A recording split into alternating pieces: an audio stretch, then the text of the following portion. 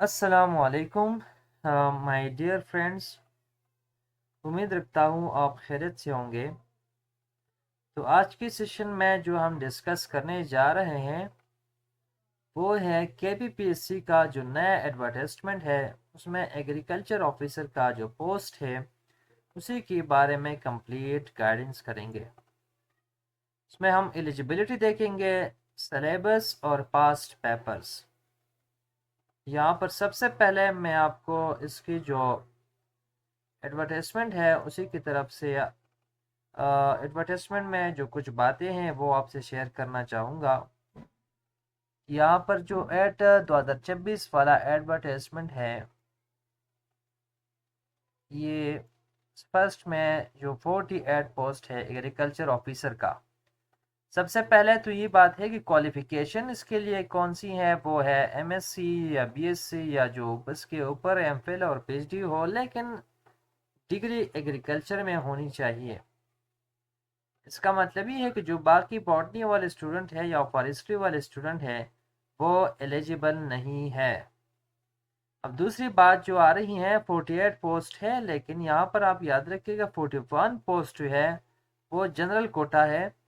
इसमें 9 मेरिट में है। जोन 1 के लिए 6, जोन 2 के लिए 8 और जोन 3 के लिए 5, जोन 4 के लिए भी 5, जोन 5 के लिए 4 और जोन 6 के लिए 4 है। लेकिन खुशी की बात यहाँ पर फीमेल स्टूडेंट के लिए है, उनका अलग कोटा है 4। और अगर कोई फीमेल यहाँ पर इसी जो मेरिट है, इसी जोन ओपन मेरिट में या किसी जोन में आती है तो कोटा में वो शुमार नहीं होगा। उसके लिए ओपन का चांसेस है और जोन का भी। और जो बाकी के फीमेल है उसके लिए 4 जो है वो स्पेसिफिक कोटा है। माइनॉरिटी के लिए भी स्पेशल जो है 2 कोटा है। और एलिजिबिलिटी जो अगर और जो डिसेबल्ड है या डिफरेंटली एबल्ड पर्सनस है उसके लिए जो है एक वैकेंसी है।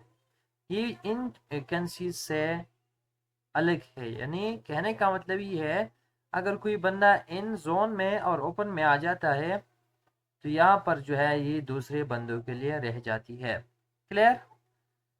ये हो गई आपकी क्वालिफिकेशन। तो चले चलते हैं हम अपने जो जो चीज़ मैंने आपके लिए तैयार की है, कंप्लीट प्रिपरेशन रोड मैप। उसमें सबसे पहले मैंने यहाँ पर जो हमने अभी डिस्कस किया एडवर्टाइजमेंट जो है और जो डिपार्टमेंट है वो एग्रीकल्चर हो गया और 17 इसका स्केल है। टोटल पोस्ट कितने हैं 48 और उसमें 41 जनरल।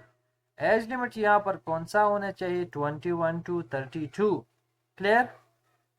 अगर आप गवर्नमेंट सर्वेंट है तो आपके लिए प्लस पॉइंट है क्योंकि आपको एज रिलैक्सेशन जो है या गवर्नमेंट में हिसाब होगा और यह जो एज रिलैक्सेशन है उसका एक अलग प्रोसेस है। अगर आप 32 से ऊपर है तो आप मुझे बता सकते हैं, उसकी तरफ मैं आपको गाइड कर लूँगा।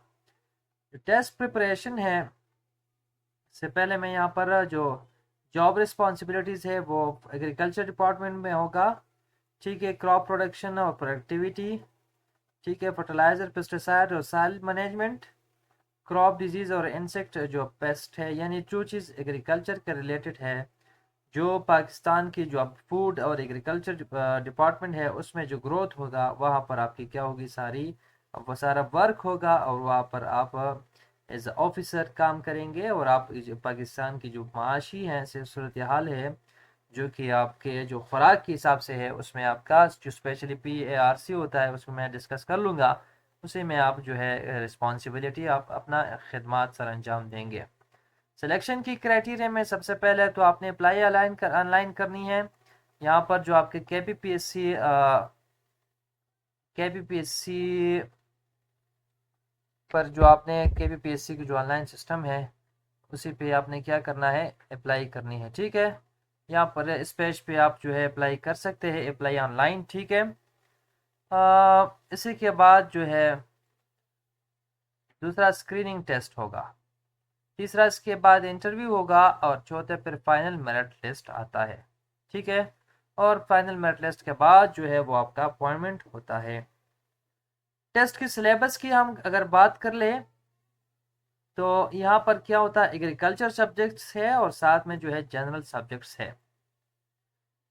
Agronomy, soil science, plant breeding, plant pathology, entomology, horticulture, agriculture extension, irrigation, fertilizer और पाकिस्तान एग्रीकल्चर। इसकी मैं थोड़ा डिटेल में इसकी बात करता हूँ। और साथ में जो है ये जनरल सब्जेक्ट जो है English, everyday science, Pakistan affairs. अगर आप एग्रीकल्चर के स्टूडेंट हैं तो एग्रीकल्चर में जो एवरीडे साइंस है वो लाजमी है। वो फॉर एग्जांपल यहाँ पर मैं आपको एमसीक्यूज दिखा देता हूँ। Urea content which percent of nitrogen, ठीक है। इस तरह हमारे पास 46 है। फादर ऑफ जेनेटिक्स कौन सा था, तो जॉर्ज मैंडल, ग्रेगर मैंडल। और साइंटिफिक नेम ऑफ राइस और एजा सटैबा। तो ये कुछ पास पेपर के एमसीक्यूज मैंने लिए हैं। और पाकिस्तान इंग्लिश के लिए जो है आपने क्या करना है, मेरी जो वीडियो है यहाँ पर मैंने जो KPPSC के लिए जो बनाया था, इंग्लिश की प्रिपरेशन के लिए जो वीडियो मैंने बनाई थी आपको मैंने यहाँ पर सेंड की थी, वो ही है before you apply for KPPSC। आपने इसको ज़रूर देखना है, ठीक है। किसी भी KPPSC का टेस्ट, इसमें जो कंटेंट है वो मैं 1 बाय 1 फिर सब आपके लिए वो मैं इसकी कंप्लीट वीडियोस भेज दूंगा। लेकिन फ़िलहाल जो है आपने इसको देखना है कि इसमें क्या है। जो मतलब इसमें मैंने कुछ चीज़ें दी हैं, उसमें मैंने डिटेल इसका नहीं दिया है, वो मैं तैयार कर दूंगा। इंग्लिश मैथ के लिए मेरे पास जो नोट्स है वो मैं आपसे शेयर करूंगा, जो इम्पोर्टेंट है, ठीक है। पाक अफेयर्स और करंट अफेयर्स, यहाँ पर पाक अफेयर्स 9-10 के पाक स्टडी कंप्लीट हो तो वो ठीक है। इसकी जो प्रिपरेशन है, इसके पाक अफेयर और करंट अफेयर का जो अलग प्रिपरेशन है वो मेरे पास नोट्स भी वो भी आपको सेंड कर सकता हूँ। अगर आप चाहें तो आप कहीं से भी प्रिपेयर कर सकते हैं। अब बात ये है कि यहाँ पर जो सिलेबस की हम बात कर रहे हैं, तो इससे पहले मैं आपको एक चीज़ बता दूं कि यहाँ पर जो हमारा पिछला टेस्ट हो गया था, इसका टेस्ट वो 100 MCQs पे बेस्ड था। तो उसमें 60% जो है एग्रीकल्चर से था, 40% जो है वो जनरल नॉलेज था। लेकिन चूंकि अब 45 MCQs होते हैं, तो इसलिए आपने वेट करना है कि सिलेबस का जो है इसका सिलेबस वो लोग भेज देंगे, ठीक है। तो कि इसमें अब क्या प्रोसीजर है, क्या नया जो है नया जो टेस्ट है, इसमें अब भी इसी तरह जो पिछले 60 और 40% का जो सीरीज था वो था, या अब चेंज हो गई है। लेकिन मेरी जो गुजारिश है आपसे, आपने जो है अपने एग्रीकल्चर वाले स्टूडेंट चूँकि आप हैं, तो आपने इन चीज़ों को तैयार करनी है। साथ में आपने जो इंग्लिश का पोर्शन है, सेक्शन है, वो आपने वहीं से तैयार करनी है। और यहाँ इस्लामियात जो है हर टेस्ट के लिए आपने तैयार रखना है। लेकिन इंग्लिश लाजमी याद रखिए और साथ में अपना टेस्ट की तैयारी रखिए, क्योंकि अगर वो चीज़ आ जाती है तो आपके जो है मेंटली आपने इन चीज़ों को आप तैयार कर चुके होंगे, तो इसलिए आपको आसानी होगी, ठीक है। बाकी जो इम्पोर्टेंट एग्रीकल्चर ऑर्गेनाइजेशंस है, साथ में PARC, ये क्या होता है, Pakistan agriculture research council, food and agriculture organization, ये कब बना था, और इंटरनेशनल राइस रिसर्च इंस्टीट्यूट ये कब बना था, और international maize and wheat improvement centre जो है ये कहाँ पे है, इसका हेडक्वार्टर, ये चीज़ें आपने क्या करना है, याद रखना है। और ख़ास में PARC जहाँ पे मैं विजिट कर चुका हूँ, बहुत एक अहम पॉइंट है इस्लामाबाद में, ठीक है। तो इसकी जो है अ, ऐसा आता है कि कब इसका जो है इनकाद हो गया था। और साथ में जो अहम पॉइंट कभी कभी इसमें बारे में पूछा जाता है, जो बायोजोट के बारे में, और साथ में जो है हाइब्रिडाइजेशन के बारे में जो है क्वेश्चन आ जाती हैं।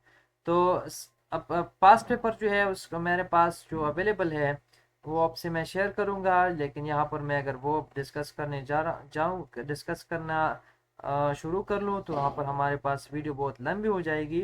तो यहाँ पर आपको जो है अब इस पोस्ट के बारे में थोड़ा बहुत नॉलेज आ गया होगा कि इसकी एलिजिबिलिटी कौन कौन से लोग एलिजिबल हैं, इसका जो है ड्यूटी क्या होगा, और जो अहम पॉइंट्स है, और जो जहाँ जहाँ जहाँ से इसके क्वेश्चन आ सकती हैं, ये वाले जो पोर्शंस है, तब तक आप इसकी तैयारी कर लें। और इंशाल्लाह जो दूसरे में इसका जो एक पास्ट पेपर था वो आपसे मैं शेयर कर लूँगा।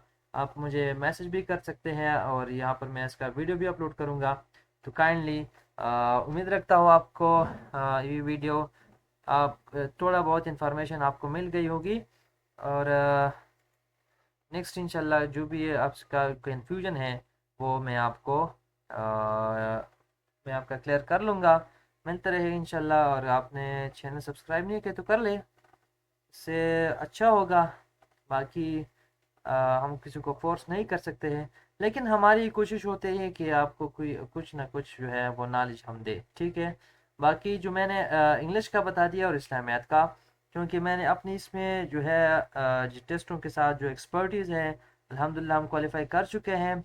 तो उसी हिसाब से मैंने इसी सीरीज़ शुरू किया है कि आप लोगों को गाइड कर सकूँ, आपको आसानी मिले और आसानी से जो है आप अपना जो टेस्ट है वो क्लियर कर लें। तो अल्लाह हाफ़िज़ इंशाल्लाह, और नेक्स्ट वीडियो में हम फिर मुलाकात होगी। Good bye.